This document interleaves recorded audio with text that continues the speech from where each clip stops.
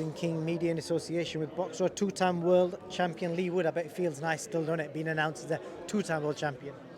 Yeah, it's nice. Hopefully one day two-time two-weight, three-time two-weight would it be better actually. One fight at a time. Next up, Josh Warrington. I'm ready, man. I'm ready. I'll start off on the weight thing because I spoke to Ben earlier and he suggested as well like this is his last fight at this weight, so that concerns me a little bit. And your fans potentially, does that mean you're struggling at the weight? Why is he having this one more fight at this weight? Struggle at the weight. I always struggle at the weight. Struggle at the weight for the last 4 years, but it's one of them. It's never going to be easy. But it won't affect my performance. It's just hard. I do things right, so I live professionally. I do everything right, but it doesn't make it easy. So one more time, and I believe it's not going to affect my performance. There's no excuses. Get the win here, move on to the City Ground, and hopefully get a few more pounds to help me out on fight night.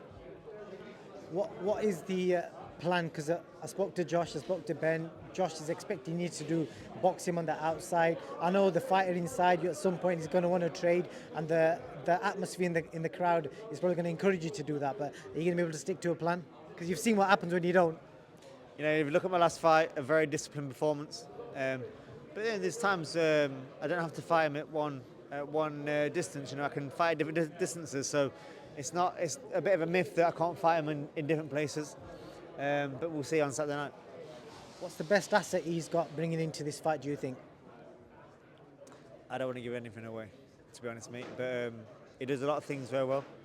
He does some other things not so well, and he does some other things very predictable.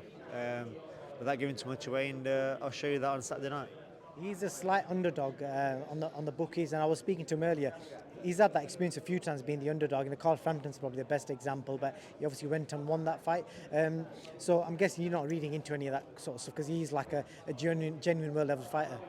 He is a two-time world champion like myself, and he's had some really good wins, probably better than me.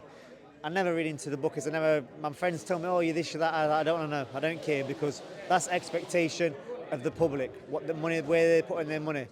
And that's good that they think I'm going to win, because I am going to win. But whether I'm expected to lose or expected to win, I still have to go out there and do it. And that's how I look at it. The best example of that is yourself, because I think you put up something the other day where, I don't know how many times in a row where you've been a massive, and not just a short underdog, a massive underdog. Yeah, I think it's my last, since I beat stablemate back in 2021, was it? 2021.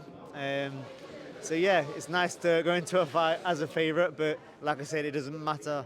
It doesn't make any bit of difference to me whatsoever because I still have to go out in my training camp, give blood, sweat and tears, and turn up on fight night and do the job. And just the last thing, Leigh, what's it been like? Anthony Joshua's kind of just ticking over in Ben's gym just whilst his trainer's ready for him again. Are you finding training alongside, somebody like Anthony Joshua? No, I don't want to get myself in trouble and mention anything, but he's a really down to humble guy. I've met him briefly, and I can only say good things about AJ and the way he approaches things and the way he deals with information. He's like a sponge at this stage of his career. He's done everything in boxing, and he's still willing to learn. Good man. Well, Leigh, I'm going to let you go, bro, because you've got a lot on your plate. I wish you all the best Saturday night. May the best man win. In fact, who's got the most fans Saturday? I think that'll be me.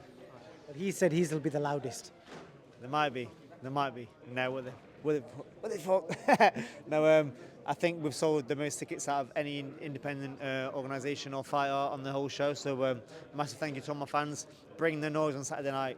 The Wellington Tire is going to pick me up on a whole different level on the entrance. So if you don't know the words, learn them. And thank you for spending your hard-earned money for supporting me on Saturday night. I wish you all the best, Leigh. You've got a great story considering where you've come from. So well done, man. Thank you. Appreciate that.